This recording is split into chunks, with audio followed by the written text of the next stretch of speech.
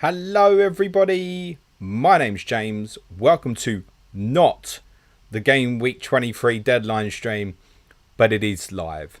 For the benefit of those on the audio, welcome. Unlike the normal deadline stream, I thought I'd release this as an audio. There's no deadline stream tomorrow morning, as when the deadline hits, I will be on a train heading towards Leicester for Tottenham's fixture there tomorrow. So I thought, as I've done a couple of times in the past, I would do it the night before, make it feel like a Friday deadline as such. Therefore, I'm not going to go as fast as I normally do on the deadline stream, because this is going to be produced as an audio podcast afterwards as well. Up until 6:30 p.m, I'll be answering. It's just come up to 5:40 p.m. UK time. Up until 6:30 p.m, so over the next 50 minutes, I'll cover as many of the FPL dilemmas as I can from the chat, and then happy to cover a few non-FPL questions to finish. And we've just got the announcement of 2 additional fixtures into Game Week 27. Brighton against Crystal Palace and Southampton against Brentford. And I don't want to put a trumpet up my bum, but go back and watch the end of the Chip Strategy 2 podcast from 8 days ago. Right, for the benefit of those on stream, let me take you through the graphics. And I'll do that a little bit slower than normal, because again, this is going to go out as an audio podcast. Top right-hand corner of the screen, you will see my team as it stands now. And there will be 2 changes. I'll be taking a -4 this evening and selling Bruno Fernandes and Gabriel Martinelli for Martin Odegaard and Bukayo Saka. But I haven't made those changes yet. So what you see on screen is my bus team. But I will be lining up this week with De Gea in goal, a back 4 of Trippier, Botman, Aki White, Kevin De Bruyne, Martin Odegaard, Bukayo Saka, Marcus Rashford, Captain Erling Haaland and Harry Kane. In reserve, I have Danny Ward, Wilfred Gnonto, Andreas Pereira and Hugo Bueno. Bit of a selection dilemma this week, or benching dilemma even. It was a close call to pick Botman over Gnonto and Andreas. To be honest, I could have gone with any of the 3, but I'm predicting Newcastle for a clean sheet. So I have gone with Botman, and Bournemouth are bad at defending corners. So to the left of me on screen, you'll see my correct score predictions. I'll just summarise them for you. So I'm going 0-0 West Ham Chelsea. Arsenal to beat Brentford 2-1. 1-1 in the motorway rivalry derby between Palace and Brighton. Fulham to beat Forest 1-0. Tottenham to win 3-2 at Leicester. I think that's likely to be the highest scoring game of the game week. Wolves to win 2-0 at Southampton. Newcastle to win 2-0 at Bournemouth. 1-1 Leeds and Manchester United. Man City to beat Villa 2-1. Liverpool to beat Everton 2-0. And Arsenal to beat Manchester City 2-1 on Wednesday. Bottom right hand corner of the screen, you'll see the top captaincy picks of mine in order of preference this week. I think really it's Haaland or Saka for the majority. I'm going Haaland. I think Odegaard and Kesh are reasonable shouts as well. Honestly, I would not be considering Mahrez or De Bruyne as differential captaincy picks. To make up the top 10, I've got Martinelli, Grealish and single game weekers, Harry Kane and Mohamed Salah. Right at the bottom of the screen, you'll see the fixture ticker for all 20 teams for the upcoming 5 game weeks. It's not updated yet to show the Game Week 27 double. It's literally just been announced. But those other fixtures you see in blue do represent double game weeks. For clarity, Brighton Palace and Southampton versus Brentford added to Game Week 27. And the benching dilemma screen I will take you through. This is where there are 2 players together on the bottom of the screen. The player with the tick is the preferred choice between the 2 players. So I would start Mitoma over Tony, Tony over Almiron, Almiron over Havertz, Havertz over Shaw. On page 2, Shaw over Cher, Cher over Gnonto, Gnonto over Pereira, Pereira over Perisic. I would pick Perisic over Johnson, Johnson over Castagne, Castagne over Bailey, Bailey over Tim Ream, and Ream over Dawson, Dawson over Estupinan, Estupinan over Bueno, Bueno over me. I wouldn't be hugely shocked if Bueno starts, but I'm not expecting it. We certainly wouldn't expect anything from Ben Mee at Arsenal, although I realise the shitload of people have bought him this week, as you do. And finally, for those with keeper benching dilemmas, I would pick Pope over Kepa, Kepa over De Gea, De Gea over Sanchez, Sanchez over Ward. That will continue to rotate during the course of the stream, and those players are all in order. Outfield running 1 to 4 on page 5 is on goalkeepers. Right, let's get into these questions. Just to clarify before we do the doubles for the 4 teams. So Brentford's is quite nice. Everton away and Southampton away. So is Brighton's. Leeds away and Palace at home. Palace isn't great. It's City at home, Brighton away. And for Southampton, it's Manchester United away and Brentford away. I would not expect anything else to be added to that game week. Right, let's get into the questions. Johan Montin says, hi James, thanks for all your work. Just a quick one. Start one of Tony and Mitoma this week. Unbelievable. Right on screen, the top two on the bench in dilemmas are Mitoma over Tony. Never like leaving a player like Tony out. He's on pens. Generally, I would start him for the majority of people, but those with that dilemma, I would just edge for Mitoma at the moment. Stephen Moore says, hi James, Morris will be in for me. I might be overthinking this, but thinking of selling Rashford over Mount. Mount covers me for 25 and in 24 has Southampton at home. Can bench for sure this week. Well, the one bit of news from the doubles today as well is that Manchester United now cannot double in game week 26 or 27, even should they lose to Barcelona. The one thing that surprised me is the announcement. I covered this on our Patreon podcast this morning, that I was getting more than 50% comfortable that Brighton and Palace was going to go exactly into 27, which it has. But I thought they were going to wait for the FA Cup games to go, to be honest. And part of the reason for that would have been the potential for United to play maybe Brighton or Brentford instead in 27 if United lost to Barcelona. So that's now not going to happen. So no additional fixture in 27 for United. It's obviously not anything additional for Chelsea. I think we can be pretty confident that United will play Brentford or Brighton in game week 29 now.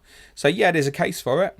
There's a case for it. I literally just did a chip video which we released just before the fixture announcement where I was saying cautious about potentially Marcus Rashford in 27. I don't think it will happen, but it could be a double there. That's now not possible. So yeah, look, you're potentially looking at Rashford having Leicester next week, then blank, then Liverpool away, then Southampton at home.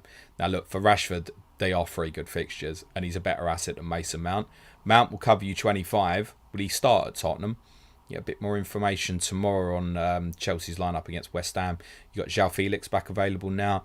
They obviously want to integrate Noni Madueke and get his minutes up. So to be honest with you, I would just bin Mason Mount. I wouldn't overthink that. Ben Edinson says, hi mate, not going to lie, I think my team is a little screwed. 6 blankers going into 25 and we're looking at players I don't want. Might have to go wildcard 26, free hit 28, bench boost 29. The chances are you will know what 29 looks like by that point. But you say you're screwed there, Ben. How are you going to manoeuvre 32 and 34? There'll be a number of teams will probably play in 28 and double in 29. You got to remember as well, Ben, what your problem is what a lot of other people got as a problem. You're not the only one with the problem.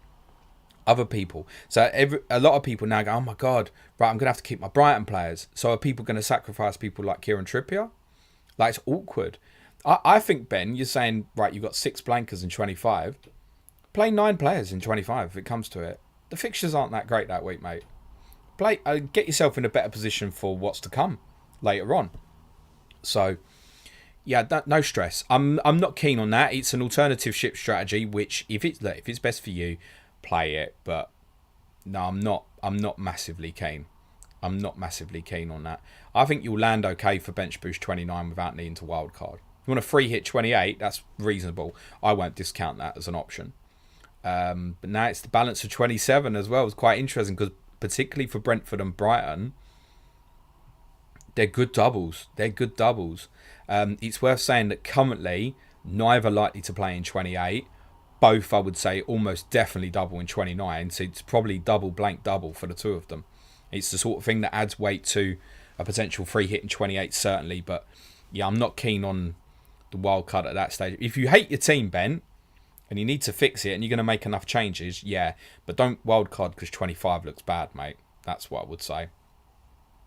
Ryan Walker says, happy Friday, James. Thoughts on White and Almiron out? Lewis and Saka in for a -4. I'm not keen on Lewis.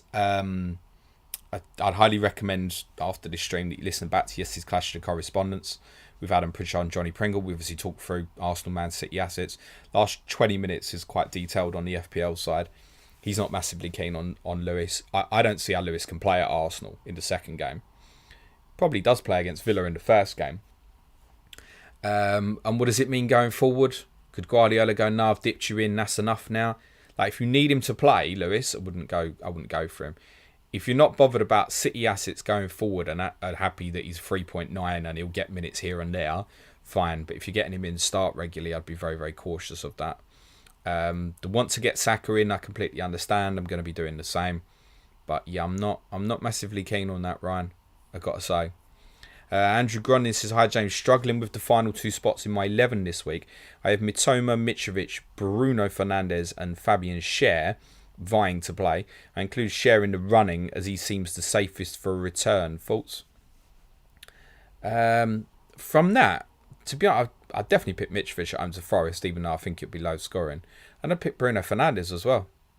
Those are the 2 I'd pick, in all honesty. Joe Pickles says, I know you said it was a possibility. Were you surprised with the double Gameweek 27 announcement? Nope. I was surprised it came today. Like, when I saw it, I was like, shit. And the first I saw of it, literally, and fair game to him, was Ben Crellin tagging me, saying that I'd mentioned that Southampton-Brentford was a possibility for that week. And I was like, oh, wow. I didn't expect it today, because I did a piece this morning saying, I think this is what will get announced. It will get announced right after the FA Cup game. So I'm surprised they've gone early, is what I would say. Be very interesting if the rail companies throw a train strike into Gameweek 27 now, which might derail Brighton against Palace, literally. But I think if they've announced it, they won't call it off again now. They'd probably just make Palace fans go on a coach. I imagine that's probably what would happen.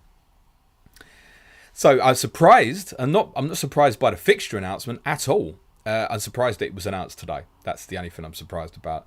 Stephen Moore says, White to Gabriel for a -4. Think it pays off, as will hold an Arsenal defender until at least game week 28. If White was subbed pre-60 once in those 8 games, and Arsenal keep a clean sheet, the hit is paid back. True.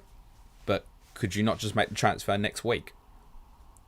So that's well and good. So here's an example. So I think what you need to do with that is ascertain how much do you think White plays this week?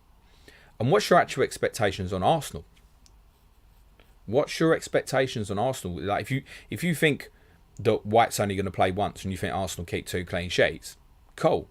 Worth the -4. Do you need to do that for the defensive player now?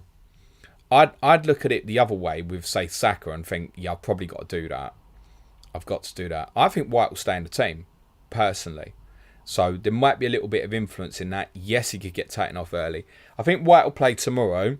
I think it's possible Tomiyasu might play on Wednesday against Manchester City to go up against Grealish or Foden, because he's probably a better 1v1 defender and Arsenal will have less of the ball. But then if White was to miss Man City, am I bothered? Sounds like it might be a specialist game for Tomiyasu. Your theory of over 8 weeks, you should get it back. Yeah, I'm not in any disagreement with that. But do you actually need to do it now for a -4? That's all. But if you're comfortable with that, Stephen, you crack on, mate. Pierce Doherty says, if I can move the chat down, is a City defender just a pick and hope? Yeah, probably. Look, I went in on Aki last week and I just did a piece on our team news stream saying if I could have wound back the clock, I actually wouldn't have bothered. I'd have bought Kilman. But that said, I had Bueno this time last week and he was playing every week, so it was never on my radar. It's one that's completely hindsight focused. Would I bother now? Probably not. Especially with the additional stuff we've got coming now in 25 and 27. His double now might not be a double and there's doubles for other. So Aki would be the one still, I think, for me. I think he has to play at Arsenal. But then, perversely, there's then a fair chance that he might not play against Villa. So, I wouldn't bother right now until there's more clarity. What you can do if he suddenly throws Laporte and Diaz back in. We don't think he'll do that, but it's what me and Johnny Pringle both think he should do. Steven says, start Botman or Walker, leaning towards Botman as most expect Walker to only play the Arsenal game. I've got him in my predicted lineup for Sunday as well, to be totally honest. So no, I'd go with a doubler, mate. Dan says, De Silva to KDB for a -4. Got 8.5 million in the bank. Would mean Shaw drops to the bench. Yeah, I'm okay with you punting that, as I've mentioned on Monday's pod and most of the week. I do think KDB will probably play both games. But again, I recommend listening to Clash of Correspondence yesterday. Johnny said, he's just not playing well at the moment. And that's now the City view. Jamie Williams says, hi James, hope all is good. I'm set on switching Martinelli to Saka. Is Bruno to Mahrez -4 worthwhile? I have KDB already. I'm going to say yes, actually. Yeah, I think Mahrez is a sort of player there's potential real upside. In comparison, say that Gabriel one earlier, it's like, what do you actually really expect this week for the -4 to be worth it? And we know Mahrez could very easily be a 1-pointer this week. But you know he's capable of going off. So, yeah, I'd probably do that. I can't, by the way. Ben Edinson says, best replacements for Martial. Like, literally anyone, mate. Botman and Wilson now in 25. Have treble Arsenal, double City already. So, obviously, that takes Nketiah off the table. Arguably roll, Ben. And then subject on how you're lining up and how bad it looks for 25, Tony, you might even decide you want to come down for Evan Ferguson now those doubles been announced. Could it be that something shows up this weekend where Cunha looks like an option very short term for Wolves, for example? Arguably, I think most of us have probably got a good sub this week, is my guess. I'd arguably roll it if you're not concerned from a value perspective and just seek a bit more information, to be honest. Ben said, I'm thinking Martial to Núñez 23, Botman to make 24, and Wilson to Watkins 25. And you obviously meant Botman to make way. Wilson, yeah, I mean, that's reasonable. Obviously, I'm thinking in my head you can't get to Núñez. If you can get to Núñez in one move, yeah, I'll do it, yeah. Matthew Shaw says, hey James, love the pods. Saved me from countless hours of boredom on the delivery vans over the last few years. You're very welcome, Matthew. Just a quick one. Botman, Mitoma and Lisandro Martinez can only play one. I'd go with Mitoma, mate. Carl Wells says, just here to say hello and good luck for tomorrow. Thanks for the 3 points. And Carl was put a fox emoji. It's referring to Leicester. Good luck tomorrow, Kyle. Darren Petterson says, hi James, Martinelli to Odegaard for a hit. Yeah, I'm making that exact move, mate. JP says, looking ahead to Gameweek 25, who would you bring in for Luca Dean? I have Shaw, Stones, Trippier, White. Was looking at Tarkowski and Kilman. If you're going to go now, Kilman. If you want / need to make that move now.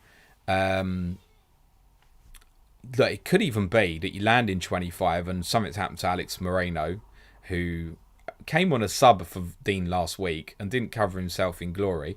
And you might think, oh, I want to keep Dean because they've got great fixtures 25 to 28. So I wouldn't necessarily be in like a huge rush to do that. But yeah, slight preference would be with Kilman. You won't know when you want to make the move if Wolves play in 28 or not. That's the only thing to say about that. FPL Humdinger says, hi James, would you do Saka, Odegaard and Mahrez for a -4 or Saka, Odegaard and Ake? Nah, the attacking players. Feels like first option attacks the game week more. First option sees me take Fernandes out for Mahrez. Thanks. Yeah, I'd go with the offensive players, mate. Adosh says, hi James, with double game week 27 news now available. Martinelli and Marshall out for Odegaard and Mitrovic, or for Mitoma and Nketiah. Can field 11 players in 25 with transfers if I go for Mitoma. Thanks. I'm not going to rule out. The only thing I'd say is I'm not going to rule out buying Mitoma myself tonight, but I can't see how it's worth a -4. I could get him in for Pereira, but then I'm taking a -4 and leaving Botman out instead. I'm not sure if Mitoma over Botman's worth a -4. I can't see me doing it. What I'd say is like I don't think it's necessary to field 11 necessarily in 25. Think about it. You're going to have some doublers anyway, so you're probably going to have sort of 16 fixtures or so. So I don't think it's not all got to have 11 in 25 if it covers you better. Like if you're sitting there with 3 Brighton right now, say, I don't know, you got Sanchez, Estupiñán, Mitoma or something, and you don't want to lose Rashford and Trippier, then I can perfectly understand why you're just going to go with 10 in game week 25. From your options, it says Martinelli and Martial out for Odegaard and Mitrovic, or for Mitoma and Nketiah. The only thing is Nketiah's, I think he's a really good buy, but you've got to be aware that that's another problem waiting in the wings. I think Jesus probably going to be back, we think maybe sort of game at 26 or so. I think you'll probably be okay for the double in 25. Are you happy then with that to move it then on? Because ideally, once you get your Arsenal players now, ideally you don't want to piss about a bit. Which I can go back to that question who's saying about getting Gabriel to White. Although I've said I'm not sure I'd do that this week, I can completely understand it because it's like, look, it's double, good fixture, double, good fixture, good fixture, good fixture.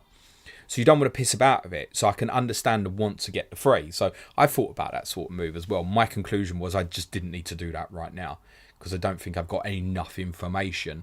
Ben White's last 2 performances haven't been great, but if he is going to stay in the team, I'm not sure that's worth me making the move. That's my point at the moment.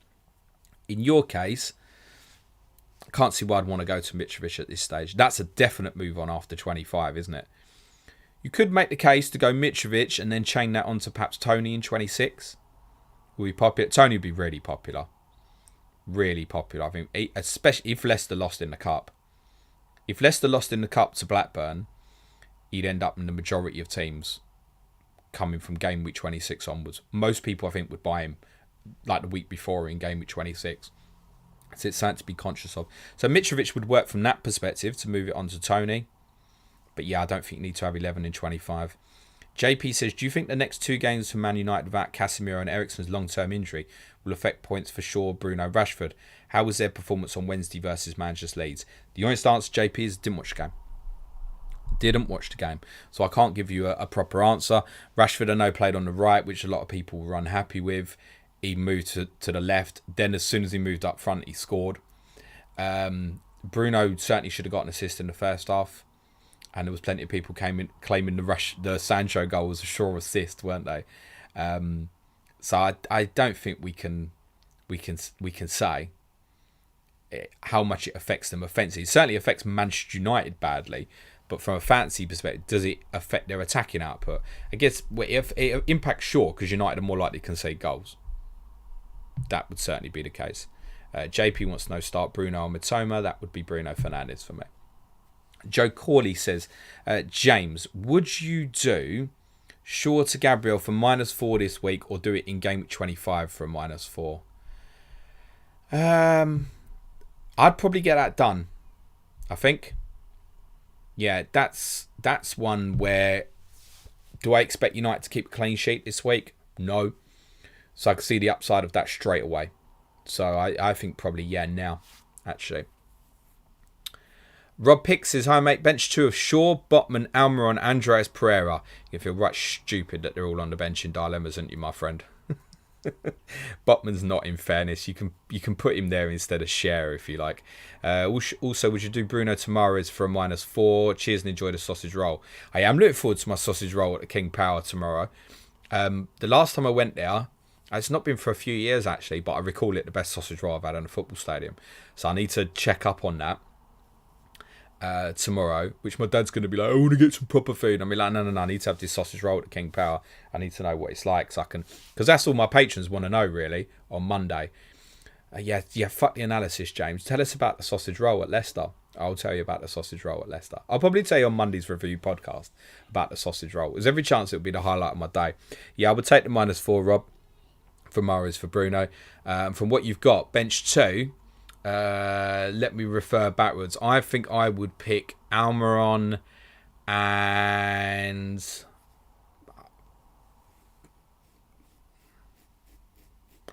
it's Shaw offensive versus Botman defensive, isn't it? It's close. I think Shaw, mate. Cole says, evening my fellow Jerry Yates captainer. Those who don't know Jerry Yates, he plays for Blackpool. Yes, me and Cole captained Jerry Yates in Gaffer Fantasy this week, and he got a very fluky assist, which also led to some bonus points. What boost are you using in Gaffer 33? I don't know, Cole. Oh shit! It's a deadline tonight. Crap. I think my plan anyway was to wildcard next week. I might have to make a gaffer change while I'm doing this deadline stream. I think my plan was to overhaul and then I don't know, but it was overhaul to set up for something else. Carl, was my plan. It's bloody deadline tonight, isn't it? Right, I can have a look while I'm doing this. I can blag this. Lewis Conley says, hi James, who would you bench out of Mitoma, Mitrovic and Bruno Fernandes?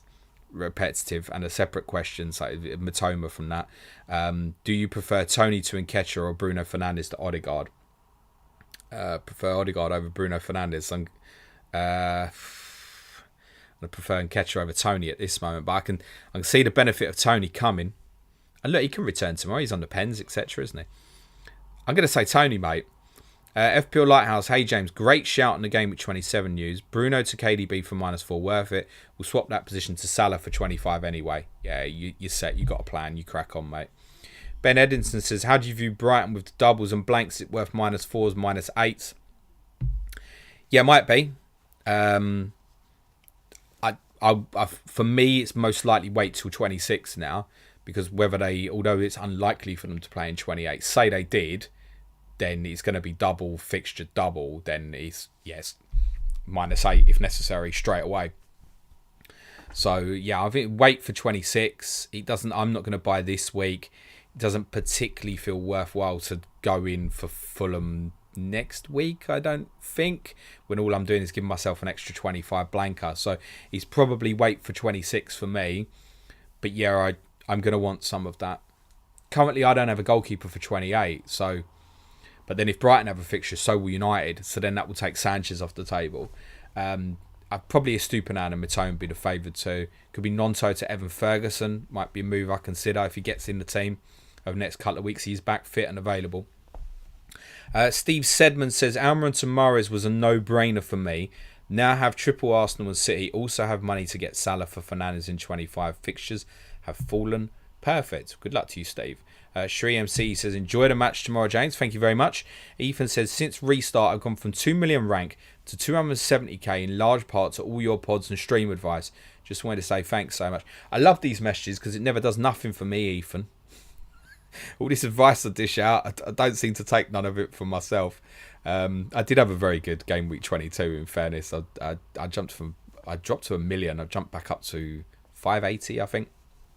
So I had a decent 22, and I'm not going to be set too badly for 25 and what's to come. Like I said, it helps for me that even the Southampton Brentford, it's not come as a surprise for me. Lisa says, there's a bit of fixture scheduling buff. Have you ever watched ESPN's 30 for 30 episode called The Schedule Makers? If not, highly recommend. Can't say I have, but would be interested. Or I suspect that's maybe about American football, is it?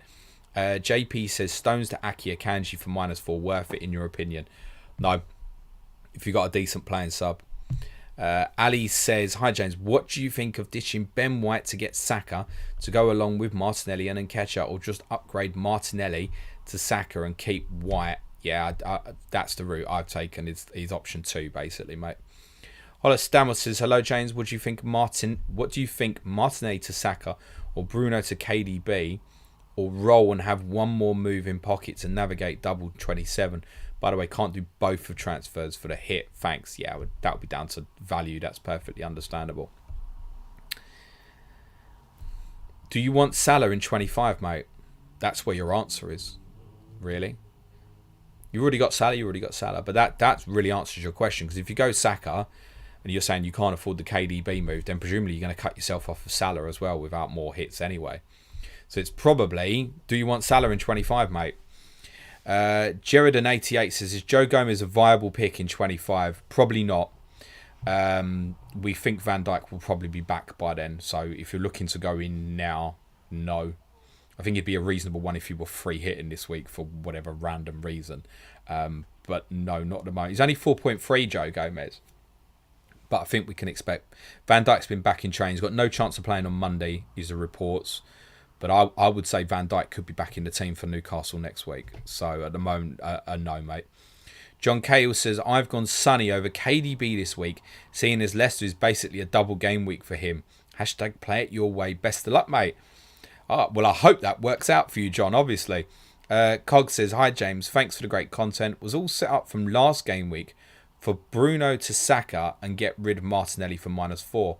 But I have Casemiro. Yes, it is Casemiro misspelt with an I, which is actually the correct way. BBC website if you want to know more about that. So do I take a -4 to get rid of both United and stick with Martinelli? So you were set up to go from Bruno to Saka, and you've got Casemiro. Yeah, but do you need Casemiro this week? That's the point. Like, can he just sit there for now and then you move that to like a Mitoma or whatever? Like, I don't know what you've got, obviously. But I don't know, will you plan to start Casemiro this week? I think it depends what's on your bench. If your bench is alright, you've got like the likes of Nonto, Pereira, stuff like that there, then I'd just carry on with the original plan, I think. Maddie and Ape says, love the content. Johnson or Nonto or other for first sub, third striker. Yeah, I'd go Nonto over Johnson. Johnson's on a really good stretch of form, but Forest's away record's not brilliant. And I think there's every chance that they blank tomorrow. Fulham with a good little run themselves defensively. So I'd go Nonto of the two this week. Sheriff says, hi mate, triple captain Haaland, game week 23 or hold, Bruno to Saka or Odegaard. I advise all to join. Thank you, mate. I really don't fancy Haaland to return at Arsenal. It's the only thing. But then it's 2 points on top of whatever he does on Sunday. If it was me, I think I'd hold it. And I'd be looking at Saka strongly at 25. I think at the moment. There's loads are going to do it. And that's not to put anybody off. I think it's a close call. And I think if you're really unsure and bothered, like, just use it on Haaland. You'd expect him to score on Sunday. But I think I'd wait. I'd wait. We know. I mean, to be honest as well, Tony, Everton away, Southampton away. It's not terrible. If they were both at home, I think you could consider that. 2 away games, maybe not so much. I think if it was me, and it's easy for me to say because I don't have the chip, I think I'd be thinking Saka 25 currently. Would be my take. Nandish says, congrats on making the predictions. Thank you very much. Jamie Shea says, hey James, have 2 free transfer plans to move Martial to Nketiah. Have to find 0.3 from selling either Bruno or Visser. Will be tripled up on Arsenal and City. So who do you think is the best replacement for either? I would consider... Here's the thing with Visser, the interesting one. I don't think Visser will start tomorrow. You probably won't intend to start him tomorrow anyway. Because I think because they're playing Arsenal, they'll probably revert to a back 5. Looking ahead to the double on those 2 fixtures, there's every chance they'll play a back 4. Which means for the double game week, he'd be a perfectly viable option in 27. But it's a bit in and out, isn't it? If they change, he's likely to be the first one withdrawn. Do you know what? I would, depending on how it affects you for 25. If it's a case of finding the money and leaves yourself in a similar position, it's a tough... I'd consider Ferguson. Knowing that he's got the double now as well and he's back fit. So if it doesn't make things worse for you in 25, which way it doesn't make it worse, but you might already be in a bad position, I'd maybe consider that. I'd probably be moving Visser on. Do you know what? You've got me questioning now if Visser's even a forward or a midfielder. Shit, I feel absolutely terrible. It's a forward, right? Is he a forward? Shit, I need to check. I bet he's a midfielder. Right, I'm checking. I was meant to check Gaffer as well, weren't I? What a state. Visser. Oh shit, he's a midfielder. Right, ignore that. Sorry. Mitoma if you don't have, but maybe that's not enough. Pereira will still cover you okay for 25. You can even come right down to the likes of Josh Da Silva 4.1. No, I in all seriousness, I'd probably move Bruno on, and then you've got your pick of so much more. That would be my take, Jamie. I think I'd move Bruno on. But yeah, this is not a great choice, I don't think. Sweet Blue says, love all your content, James. Have a big benching headache this week. Mitoma or Shaw? Leaning towards benching Shaw, as United look quite open on Wednesday with Casemiro out. You agree with that? Yep, and so does the benching dilemma screen, mate. Ben Keane says, hi, James. Hope you're well. What do you think of Shaw, Martinelli to Kilman and Saka for a -4? So, obviously, you're going to need to go the Kilman route to fund Saka. I don't hate it. That's going to give you 2 extra fixtures, 25. Yeah, and I mentioned earlier, Kilman, if I could have gone back last week, probably would have been who I bought for my own -4 to fund other players. Yeah, do it, mate. Ben says, what are your plans to navigate blanks and doubles up to 29? Well, sit down and look at it. Obviously, the announcements come just before I've obviously gone live to stream. So my initial thoughts right now is get the Arsenal situation sorted now, fix the Liverpool situation in 25, and then it's Brighton and Brentford. But it could even be for me that it's game week 28 free hit. I mentioned this on the Chip Strategy pod last week that I'm not wed to any strategy. I won't know what I'm doing with my strategy till the MFA Cup quarterfinals are finished. So right now in front of my face, the ideal scenario is get the best Arsenal I can get offensively with the 2 transfers this week, roll 24, go for Liverpool 25, then assess. And then I know. The honest answer is any answer I give you, I can't. Because I don't decide what to do with my strategy till 25's gone. Because once 25's gone and the FA Cup quarterfinals are done, I can see the draw. I can, with strong probability, predict what the doubles are going to look like in 29 and also have a fair understanding of what it means for 34, 37 and 32. And from there, I know where my problems are. And then I can decide on a strategy. Right now, I'm open-minded. Focus on 23, 25 is the only... For someone who plans ahead, that's all I'm thinking about right now. And then on the way back from Sheffield, on the Thursday morning, on March the 2nd, I'll decide on my plan. That's if I don't decide it on the hotel after the game, because I will be at Bramall Lane for that FA Cup game. Shano83 says, hey James, it's silly to go Martinelli to Saka. I know when I do Martinelli will prob score. Yeah, look, it's possible. You're selling a good player. Remember that. Martinelli's a very good player. He's been a brilliant FPL asset for the majority of this season. It's just the reality of the X minutes threat from Trossard is there now. Could Martinelli outscore Saka this week? Yep, absolutely. Does Martinelli outscore Saka over extended period? No.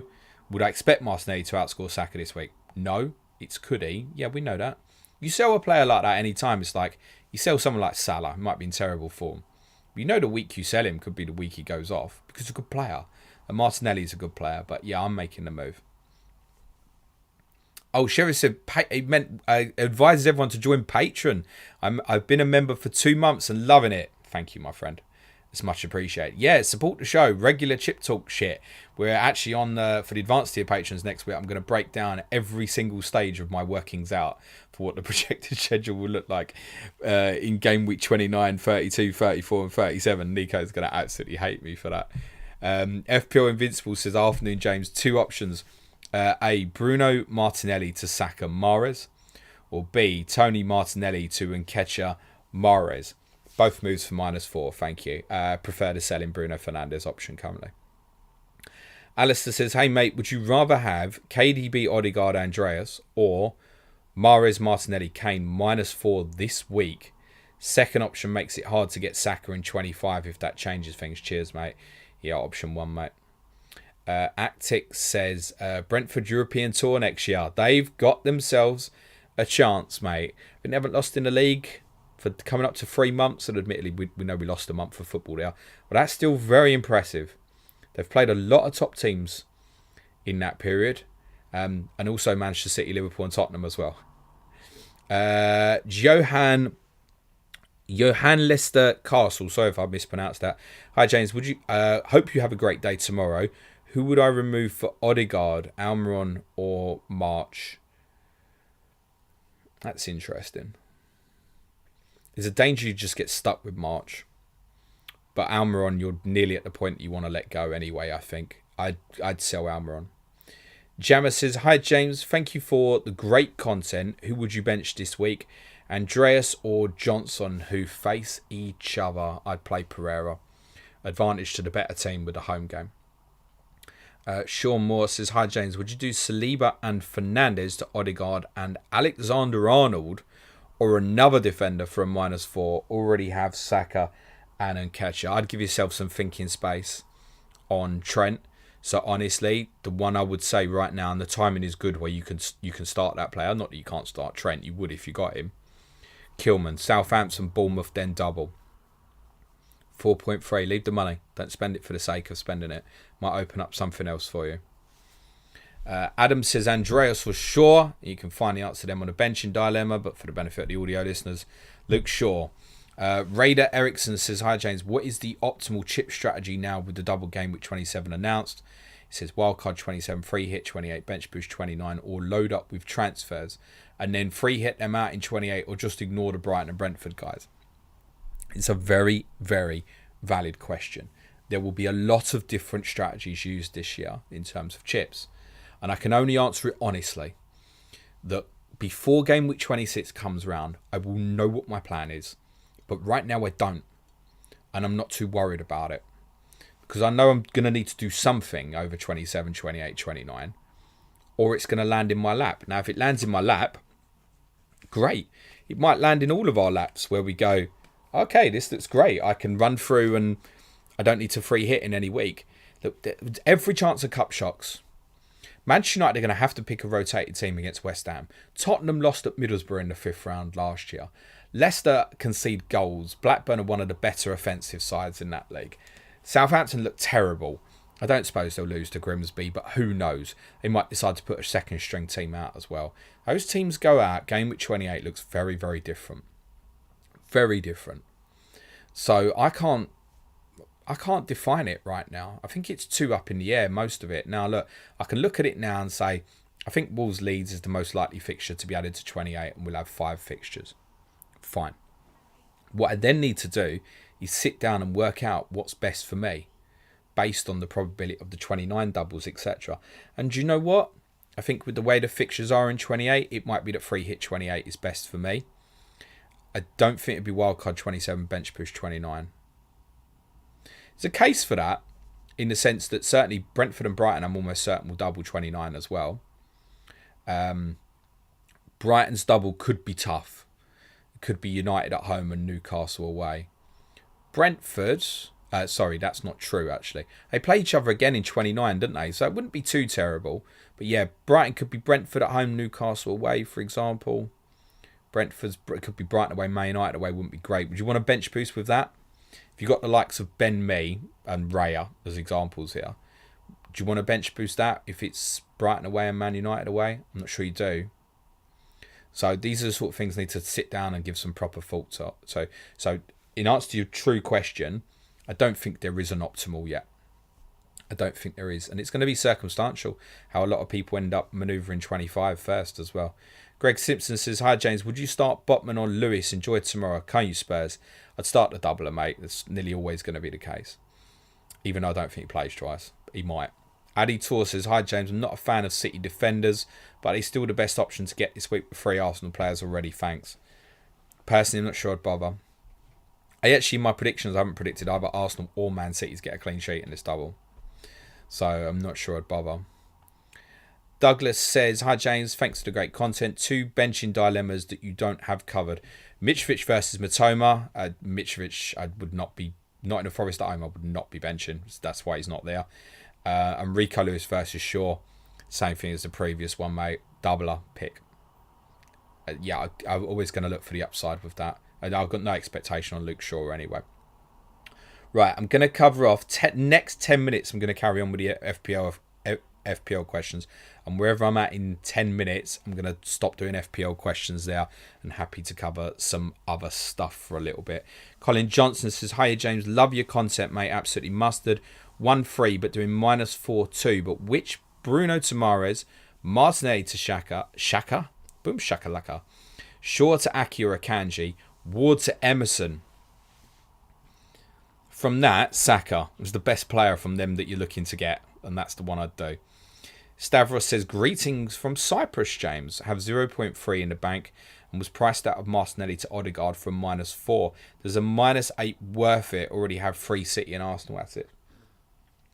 So, look, if you're just taking the extra -4 to help yourself afford getting Odegaard over Martinelli, you need Odegaard to outscore Martinelli by more than 8 points.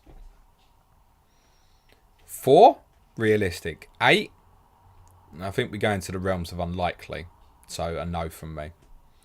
Ritwick says, Martial, Zaha, Shaw or Perisic out for Nketiah, Saka, Gabriel for a -4. I get Wilfred, even though they got the double, move Wilfred Zaha, mate. Move him. Yeah, I'd move him on, mate. FPL Mickey Mars says, triple tune defence. What about it, mate? Yeah, you can do it. But then you've only got 2 defenders for Gameweek 25 for a start, mate. So I'd look at your plans. Sukru says, only have Haaland, Mahrez and Martinelli for doublers this week. Would you do Shaw and Martinelli for Odegaard/Saka and Gabriel? Or Bruno and Almiron to both Odegaard and Saka and have all Arsenal attackers? Yeah, I'd prioritise Saka and Odegaard in the first instance. Steve Sedman says, would you take -4, White to Gabriel. Covered this right near the start, Steve. Thanks for your question. For me, it's a no, but it is borderline, as I explained a little bit earlier on. Dave M says, hi James, thoughts on a -8 for long-term planning of Shaw, Bruno and Tony to Tarkowski, Odegaard and Kane. Is that long-term planning with that new fixture for Tony, mate? Sounds like short-term planning to me. Been in players who ain't playing in 25, so I'd call that medium-term planning. Need to do all three to afford Kane. Yeah, I made my feelings very clear on Harry last week. I'd want to get him for this period. I understand that. But he's also an expensive player who you're never going to captain.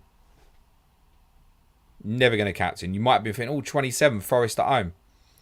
Yeah, I think I'd probably be captain Tony that week as it stands now. So consider that as well. I don't hate it, but do you need to do it all now? Start weighing it up, right? Look at this realistically. So you go Bruno to Odegaard. I'm going to guess that's 3. Okay. Could you just leave it at that for this week?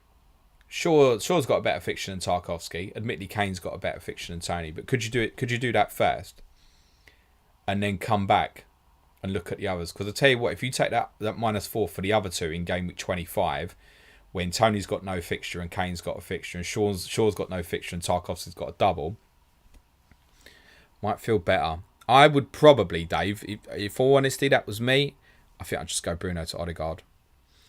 Toby Wilson says, hello James, would you do Bruno to Mahrez, Shaw to Aki or just bank? Again, I'm not sure I'd bother with Man City defence now personally, even though I did myself last week. I'm sitting like a hindsight merchant when Aki does well and go, oh, look at me. I won't. Bruno to Mahrez, yeah, fine.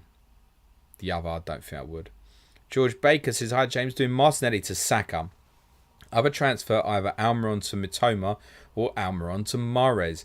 Leaning towards Mitoma as allows Bruno to Salah in game week 25 faults. I think, George, you got a plan in place there and it makes a lot more sense what you said at the end. Gunnar Nated says, Bruno to Mahrez -4 or not worth it. Saka to Nketiah, White and Haaland, my doublers this week. Okay, Saka, Nketiah, White and Haaland, your doublers this week. I'd rather you went Odegaard. Would be my take on that. But yeah, upside, go. It's got the additional fixture in 25 as well. Vish says, best 6.3 million mid replacement for Casemiro this week. How people end up with Casemiro? Can roll if needed. I have 3 Arsenal City already. Best 6.3 million mil mid replacement for Casemiro this week. Can roll if needed. I have 3. Roll. Yeah, just roll. Roll and get the information that you've got from the next week to then focus towards the next bit in 25. That would be my take. If you're in a position you've got a good bench player, if you're bringing in like a Nonto or something this week, yeah, go with that. Ben says, all I can see is people going Martinelli to Odegaard. Is it really that necessary? If you don't think so, Ben, don't do it. My take is yes, actually. My take is that their fixtures are too good for too long. And the second double coming up in 25 means it's a high priority to get the best Arsenal offensively as quick as possible. The reason I don't believe to get the best defensively is as important, but I already said, I'm not sure to get a clean sheet this week. He'll score some goals though. I'm confident of that. Rich Mull says, great to catch you live, James. Hope you're doing well, buddy. Thank you very much. Stewie Bryan says, you're a legend for all the work you do, mate. Thoughts on free hit 25 and whether double game at 27 strengthens the case for it? No. Look, game week 25, okay? I've already said like 9 players that week, whatever, it's fine. You free hit that week, you're going to be compelled to want to get Wolves players whose second fixture is away to Liverpool and compelled to get Everton players whose second fixture is Arsenal away. That's what you want to use your free hit for. Because you'll have 3 Arsenal already, and it should be easy enough to get at least a Liverpool captaincy option if that's what you want. Although I'll probably be captain an Arsenal player in all honesty. Or get a couple of Liverpool. Be worth it with hits. You've got blankers. Got teams blanking and teams with doubles. Hits are going to be worth it. So I'm strongly against free hit 25 personally. If it's best for you, crack on. As always, play it your way, but I can only answer the questions I see it. That I wouldn't say I hate it, but very close. Ram says, should I try to keep Tony then because he's blank in 25 and double in 27? Well, it depends again what your cover is. But yeah, there is a strong case now just to say keep. Because I think a lot of people, most people are going to want him. And that's again, that's the sort of thing that to go back to, what's your chip strategy, James? Well, I need to work out things like that. In the, can I do it? Oh, okay, maybe I can't do it. Maybe wildcard 27 would be right for me, for example. Rick Williamson says, Mahrez or KDB? Preference at this stage would be Mahrez and bank the money. That's why the preference would be Mahrez. Yologul says, Martinelli to Saka worth the hit? I'm going to say yes. Roland says, hiya James, in Sky, after Mo plays everything, I presume that's meant to be Everton, would you transfer him out to Gabriel for their 6 for 5 over Salah? Salah in bad form makes me lean towards yes. It's something I need to think about. I'm probably likely to go Nunez. The reason I'm likely to go Nunez is if I get Nunez and keep him for a little bit, that allows me to get Saka and Gabriel in Sky. Whereas if I went Salah and held him, I can't. So I quite like the idea for me of going Nunez, and then I can decide, right, okay, am I been in Nunez here or am I keeping him for a bit? See how I feel after Monday night. Because certainly there's obviously additional fixtures for Liverpool, and there's a great hop-off point as well after they play Bournemouth if the Fulham game is postponed, and then I can just move that straight back into Newcastle. It's part of the thinking. So again, with that, it depends on what's move B, what's move C to answer the question. Is it worth it on the face of it? I don't think you'll captain Salah at another time. But if Salah does really well against Everton, you might feel different about that Wolves fixture, for example. I'd say probably yes, though. It's close, though. Right, I'll do 2 more. Nandish says, what do you think of Sarabia, midfielder in FPL, and is playing in the front line? This could be to cover now for blank game at 25 and then a switch to Mitoma in 26.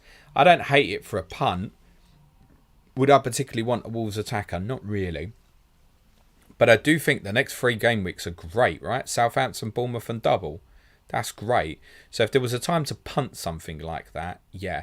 All I'd say is if you were asking me that and there wasn't the double, I'd be saying no. So just factor that in.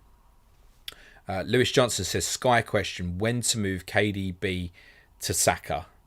Ooh. Well, if no Liverpool, KDB to Liverpool is what I'm thinking Monday. So KDB to Nunez then opens up Saka.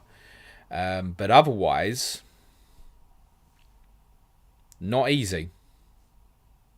Not easy at all. You could make the case tomorrow and just scrap the additional on the fixtures because they're not really there, are they? So, I mean, you're going to wait all the way to Arsenal play Everton? You probably don't want to. So if you think Saka is a much better option than De Bruyne for Sky Fantasy, there is a case to say, just make the move tomorrow. And I don't normally advise that, but consider it. Right, I'm not going to cover any more FPL questions, guys. If you just came for the FPL chat, smash a like, hit the subscribe button on the way out. I'm happy to cover any non-FPL questions. There's only so many times I can repeat about Arsenal and Manchester City assets. If anyone's got any non-FPL questions, throw them in the chat. And while I wait, I'll tell you briefly what's happening next week. Obviously, if you're audio listening, if you're switching off now, thank you very much. As always, play it your way. But I'm going to carry on for another 10 or 15 minutes or so, as long as I get some non-FPL questions. Obviously, no deadline stream tomorrow for the benefit of those on YouTube. Monday, me and Suj will be doing the Game Week review pod. Tuesday will be Clash of the Correspondents, which now looks a little bit more interesting. It's Brentford versus Crystal Palace with Tom Med and Migtavius. I may even see if I can get them both back on ahead of Game Week 27 as well. Let's see if we can do that. What are we at? Game Week 27, double Clash of the Correspondents, Matt Samuel and Tom Med And we finally did a motorway derby as well. Sam, Murray, McTavius. Oh, I'm going to ask them boys if they'll do it. Sam, Matt, if you're listening, I want you on for 27 as well, guys. We'll go double. So Brentford Palace now. That's more interesting, isn't it? On Tuesday's Clash of the Correspondents. It's almost like I knew this was going to happen. I really didn't know it was going to happen this week. Wednesday won't be Sky Fantasy Football. I'm going to do an Ask James stream on Wednesday. I can't tell you what time yet. The Sky Fantasy Football podcast is going to be on Thursday. And on Friday, we will do our podcast on Manchester City and these breaches of financial rules. The reason I'm going to do an Ask James stream on Wednesday, and I don't know what time, is because I'm going to be landing back in London from Milan at around about 11:30 in the morning. And I need to pick my son up from nursery at 5 o'clock. So depending on how quickly I get home, it'll be, right, I'm doing a stream. Is basically what it's going to be. Or if it doesn't work out, it might be that I'd have to delay it to the evening. That's the plan. Patreon content during the week. So yes, Clash of Correspondence will be released while I'm in Milan. Patreon content during the week. The podcast will be Q&A Monday. Tuesday, I'm going to do a quiz, which James Johnson, one of our patrons, is kindly going to supply to Suj. He's going to quiz me on AC Milan in Europe while I'm in Milan, although it'll be pre-recorded.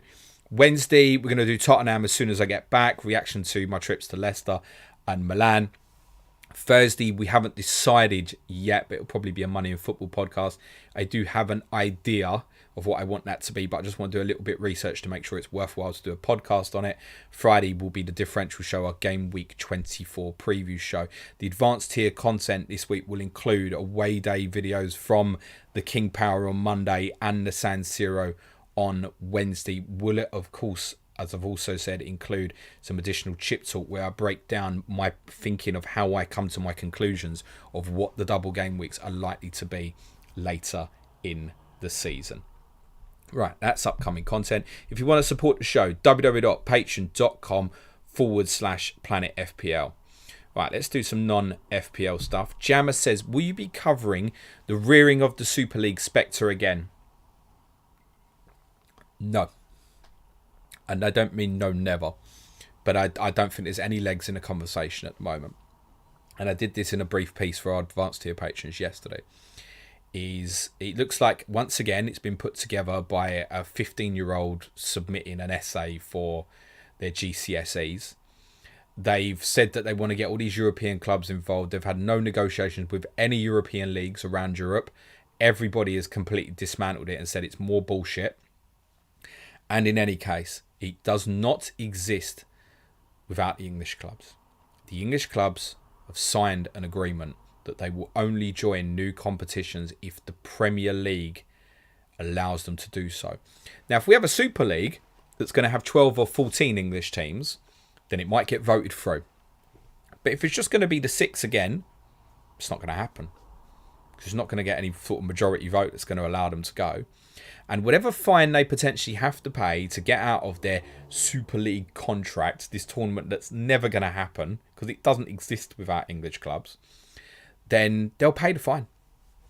They'll pay the fine. Like they drop money for a transfer. It's not a bother. 40 million or whatever's being quoted. It's not a bother. If they have to pay the fine, they'll do it. The £40 million versus the anarchy they'll get in this country if they try and pull the stunt that they pulled on us 22 months ago again won't be worthwhile. There's no discussion to be had on this. It's laughable. Juventus have got not a pot to piss in and could be getting another points deduction in the next couple of weeks that put them near relegation. Barcelona and Real Madrid are playing, unfortunately, in what they believe is a two-team league, and they're desperate to get more of the money that the Premier League clubs are getting. So they want to run their own competition. But no one else wants to be in their competition. It's not just the English clubs as well. PSG won't go in it. Bayern Munich and the German clubs won't go in it. Where do they think it exists? It doesn't exist. So what is it? They club together with what? It's just so former league, former Super League between Spanish and Italian clubs. There's nothing here. We just go round in a circle, waste our time. There's more interesting things at the moment to talk about, like Manchester City, which we would have done this week. Such has been away due to other work matters most of this week. And next week, the start of next week, we would have done it on Tuesday, but obviously I'm in Milan. So And I didn't want to do a game week review podcast and do Manchester City, recording it on the same day, because I'd rather give Manchester City my full attention. And I've not had the chance this week to do the proper research. I'll be doing most of it flying to and from Milan, I should imagine. Thomas Knowles says, obviously I know the club. Haha, my home club. I don't know what that's in reference to. Something you probably put earlier in the chat, Thomas. Blair H says, who do you see as the Blades' biggest threat in your cup tie? Oh, Ilman and Dyer is a super talent, isn't he? Young Senegalese attacking player. He's the one that's dangerous, and I was a little bit concerned about him going into England's game with them in the last 16 as well. He's a very good talent. Liam H says, who is the best Spurs player to never had a full international cap? Oh, God, we did this before. Did Steve Perryman get one or none? I can't remember. But there's loads from like the 60s, 70s. It's like barely believable. But there isn't anyone in recent memory who's been English and Spurs and not won a cap. Like for modern day, I'd literally have to name someone like Oliver Skip or something. Andrew Sands says, great story underreported from last weekend, James. Seb Aller scoring his first goal for Dortmund on World Cancer Day. Yeah, blinded. We did mention briefly on our UCL fantasy pod that we did on Tuesday about him coming back and scoring. Really nice. I didn't realise it was World Cancer Day as well. That is lovely. Great to see him back. Martin Boyle says, Super League's popped up again. Will they never learn? Nope, because I don't understand no for an answer. They think they've got the financial backing and stuff. It's great. They can have whatever they want. They can go to the desert, and Madrid, Barcelona and Juventus can play each other 38 times in a year if that's what they want to do, because that's as close as they're going to get at the moment. Sweet Blues says, do you know what? That feels like it's more likely at the moment, that Barcelona and Real Madrid just globetrot and play each other every week. Sweet Blues says, what do you think of Graham Potter at Chelsea? Will he get the time to turn this around? Will Bolly lose his patience soon? Chelsea got a brilliant run of fixtures coming up, going up to sort of roughly game week 29, game week 30 or so. So now I think we need to see more from them. But look, there's been a few promising signs recently. I mean, when they lost at Fulham, it was like a no-brainer for me to get De Gea in for Kepa, because it was like they're terrible. 3 clean sheets since. Benoit Badiashile made a little bit of a difference. And they've obviously got to integrate these players in. I wouldn't rule them out of Champions League qualification this year. And I still don't rule Liverpool out either. Because I don't think, in all honesty, I don't think either can catch United. But I don't think like Newcastle and Tottenham are uncatchable from their perspective. And Chelsea have a fixture list now where they win tomorrow, they beat Southampton, and then if they go to Tottenham win 25, they're back in it. Then they've got more good fixtures. Leicester, Leeds, Everton, Villa. 3 of those 4 are at home. So I wouldn't rule them out yet. From the managerial perspective, surely you've spent all that money and you're going to give it some time to bed in. So I think Potter will get the rest of the season, unless they finish this season really badly, i.e. like 10th, and they lose really badly to Dortmund in the Champions League, and the season becomes a waste of time. They might consider what they're doing. But then that gives time to kind of fully prepare for next season. I think if Chelsea get to October, November next year and they're like 10th in the league, or even look like they've got no chance of qualifying for the Champions League, then they'll probably change. But I imagine he'll start next season as Chelsea's manager. Paul Spencer says, hey James, how serious do you think the trouble Man City are in? Look, they're in trouble. They're in trouble. There's no doubt about that.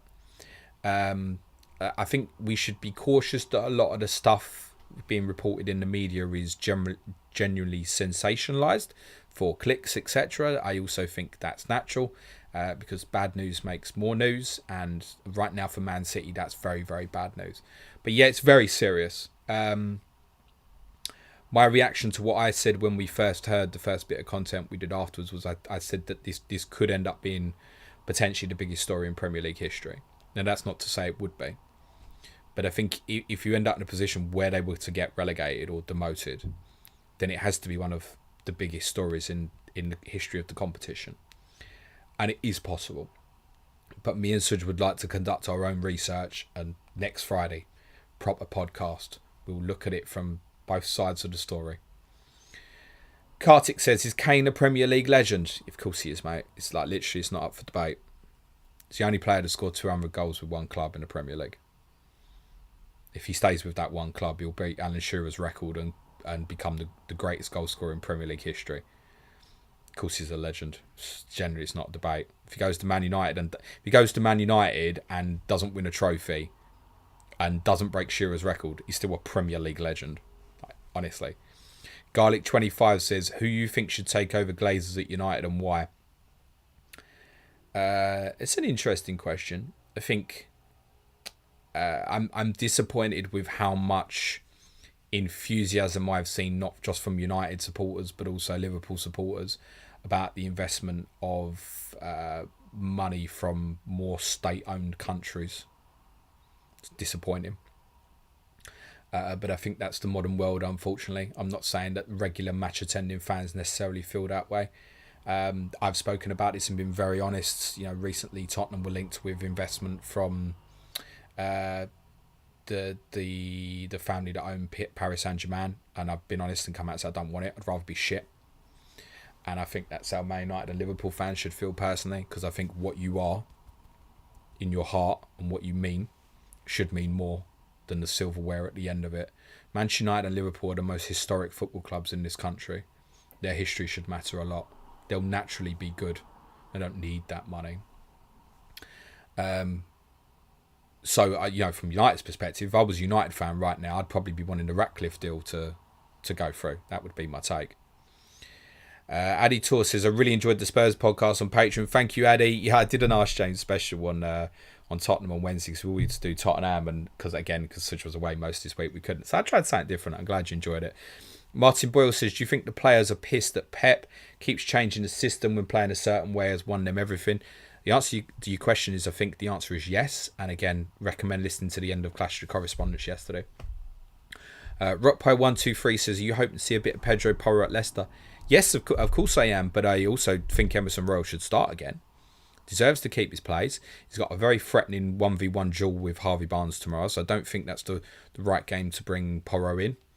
West Ham next week would feel more suitable if they want to try and integrate him. But I wouldn't be surprised if Emerson keeps starting for a while, honestly. And those who know me well know I defend him a lot. Always gets judged on his offensive stuff. Never gets judged on his defensive stuff unless we're playing a Man City. FPL Lad says, this amount of content is mental. Does James actually do any day-to-day work for Such? Yeah, this is it, pal. Get yourself on Patreon. You ain't seen the half of it, mate. Kartik says, have double game week and blank game week made FPL more or less fun? I think the only danger is that, again, I talk about spinning narratives all the time. I think having these kind of doubles dropped out is quite exciting. I enjoy the planning side of it. The only problem is everyone begins to target the same players. You only have to listen to the questions here today. Like, how many questions did I actually answer that didn't feature an Arsenal or Man City player? And that's perfectly understandable right now. Perfectly. But it's going to be the same going into 25, isn't it? Liverpool this, da-da-da-da-da.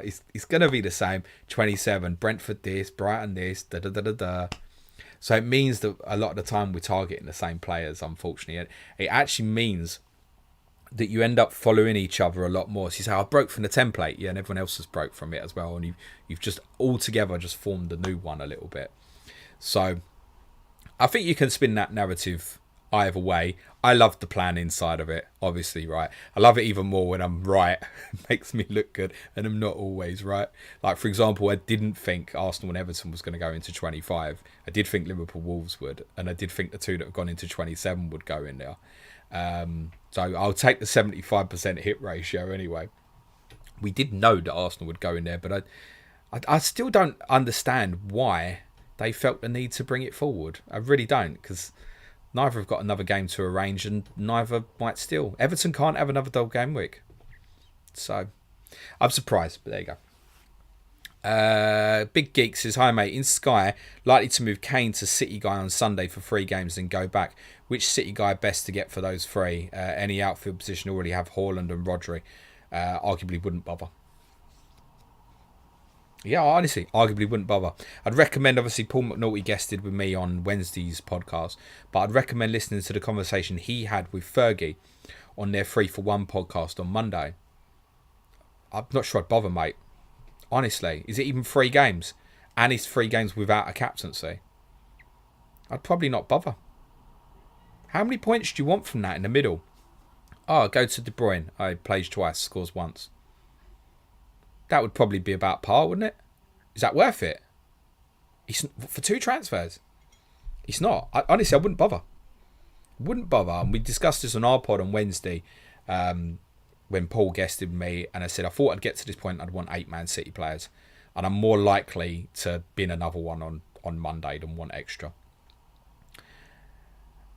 David Middleton says, hi James, loved your response to my question last week as to whether I should bench Tony, KDB, Saka or Odegaard. Turns out I should have benched a lot of them. I can't remember what I said, David. I'm going to guess I probably said KDB. I must have, I think. Possibly. I'm not sure. I wouldn't have said bench Tony against Southampton. I know that. Thomas Knowles says, hey James, heads up. I had a non-FPL question above. It's clearly marked. Oh, okay. No problems, mate. Not the bother. Jammer says, thanks James. Makes me feel better about it. No problem. The Woodstock one, Chris says, watched your COTC for Everton Southampton a few weeks back. And there was a big discussion about relegation with a load of abstract results lately, along with more managerial changes, forge changes. Look, me and Sir had a discussion about it on our Patreon pod this morning about, like, do we deem Everton differently because they beat Arsenal? No. We don't deem Arsenal differently, but a lot of people seem to have deemed Everton differently. Oh, they're all right. They're big and fine now. Shit. Still not a good team. The best chance they've got is, I mean, one thing they did get right in the transfer window was they appointed the right manager, and I'm absolutely certain of that. I think if they appointed anybody else, they'd have gone down. I think he's brilliant for what they need to be at the moment, Sean Dyche. And I think he gives them a great chance of getting out. Certainly a much better chance. I think for Southampton, Bournemouth, it's looking a bit grim. The other team I think we kind of really mentioned on that pod at the time was Forest, who've had better results. Wolves have improved. Leeds, as I've said several times, I think have got too many good offensive players. Similar applies to Leicester. West Ham just shouldn't be in that position, full stop. So... And Palace, I think Palace have got a really rough run of fixtures, but look at their fixtures from Gameweek 29 onwards. Oh my God. And for those running through 27, etc., they're going to start talking about, oh my God, look at Palace's fixtures all of a sudden. Palace got the best fixtures from Gameweek 29 to the end of the season, excluding double game week potential. So I think even if they got dragged into the shit, they get themselves out of it, because they're all right, Palace. So I still think same 3 for me. Bournemouth, Southampton, I still think Everton will probably go. Because I just worry about them in front of goal. They've got, between now and game week 30, they've got to play Liverpool, Arsenal again, Chelsea, Tottenham and Man United. Yeah, their home games with Leeds and Villa in 24-25 are going to be very important. Aidan J says, hello good sir. Kane and Almiron to Saka and Nunes. I'm not doing any more FPL, but thanks for the question. People probably joining late and putting FPL questions in. Sorry guys if you're putting FPL questions in. I've said I'm going to skip them. I'm just going to do a couple more minutes on an FPL stuff. Ali says, hi James, wouldn't it be fun if clubs were allowed to change their managers only during the transfer windows? The thing with that is though, what if you had a manager, I agree with you by the way, but what if you had a manager who committed gross misconduct, right? Like, I don't know, he was racist or homophobic or something. You can, oh shit, can't get rid of him until January. Like, you'd have to get rid of him, wouldn't you? So, yeah, principally that can't sort of work, can it? Andrew Sands says, bit of fun, James. You were named after the great Jimmy Greaves. Yes, I was. My dad wanted to call me Jimmy. Mum wouldn't have it, so James became the middle ground. Your boy was named after Mr. Kane. What could Harry's future son be called? Well, as my mum pointed out to me, my middle name is also Harry. And Harry's is Jack, so that might be, I don't know, if Tottenham find a young kid who becomes the new hero and he's called Jack, then probably be Jack. My wife fucking hates Jack as a name. So, but it'd be his choice, wouldn't it? Kartik says, thanks for the content, you're very welcome. Aidan says, more interesting question for you. What's the one thing would you tell your former self before they started this podcast? That's a great question. What's the one thing I'd tell my former self before I started the podcast? Quit my other job earlier. Probably. I never thought it would be in this position or we'd be doing this or anything. So, wow, it's that. Yeah, I know I didn't even hate my old job, in all honesty, doing such as packaging company. I actually enjoyed it. This obviously just became a dream opportunity to do and stuff. What would I tell myself? That's a great question. I don't even know how much I would change at the moment, personally. So what would I have changed? There's a few times probably, like, you learn with experience about reacting to people and, or being bothered about trolls. Like, I'm just not, sticks and stones will break your bones and all that, right? I just know that there's going to be haters out there who aren't going to appreciate stuff or always want to get a dig in. And the more the YouTube channel and the audio platform grows and stuff, the more that's going to happen. And I feel like I'm ready for that. So, but there's times in the past someone made a negative comment, and I think when you first get negative comments, that's really difficult to deal with, because you think you've put your free time, and at the time it was free time. You put free time and effort into something, and it doesn't cost anything. Gameweek review podcast is free every week for everyone. You put your time and effort into something, you think, well, it's so unnecessary. Like, if you don't like something, just skip it, innit? So maybe it'd be like, don't get bothered by that. And I never did massively, but I think that's really difficult, and it's probably a tip for anybody who's considering going into content creation news, that unfortunately those comments will be there, and it's okay, and it's normal, because nobody's perfect, and not everybody's going to like what you do. So maybe that. Dan says, hey James, great stream, back from the club to see your stream. Bench, I'm not doing any more benches, but I certainly wouldn't bench Rashford, mate. Oasis says, right, I'm not doing FPL, thank you. Woodstock says, number one creator for me after listening to OCD amount of content I consume. Thanks, mate. Thank you, Chris, appreciate it. Jammer says, is this your first trip to the San Siro? Was there as a neutral for Inter versus Bayern when Hargreaves was at Bayern? He was injured. Great experience. Joy. No, I was in the San Siro when Bale got the hat-trick in 2010. And, I mean, this doesn't prove it, but considering I got this out for the stream I did on Patreon the other day, I spotted this the other day, which, for the benefit of the audio listeners, is the scarf I picked up from 20 October 2010, and I'm sure I've just butchered Italy's version of October. I've also very uniquely got a scarf in Spanish from Real Madrid Tottenham, and it has the wrong date on it, which we never noticed till the next day.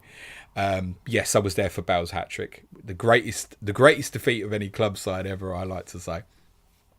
Very much looking forward to going back though. Garav says, I'm sorry if this was answered earlier, just joined. I'm not doing FPL, but thank you, Garav. Jason says, have you seen The Last of Us? No, but I do want to watch it, because it's the sort of thing I think is right up my alley, to be honest. Maya says, what's wrong with Sonny this season? He's struggled with confidence more than anything, and he really does suffer with it. And he's played right the last couple against Preston, Man City, so he's got a decent historical record against Leicester himself. So hopefully more of the same tomorrow. Looks like he's beginning to find himself. It's bloody taking long enough, admittedly. Right, I'm going to end it there on the questions, guys. Otherwise, this will go on too long. And it's Friday night, and I'm away for most of the day, so I do want to spend a bit of time with my boy and the wife. We'll leave it there. If you want to support the show, www.patreon.com/planetfpl. Remember, as always, play it your way. Be nice to each other. And for the benefit of those listening on the audio, cue music, please, man child.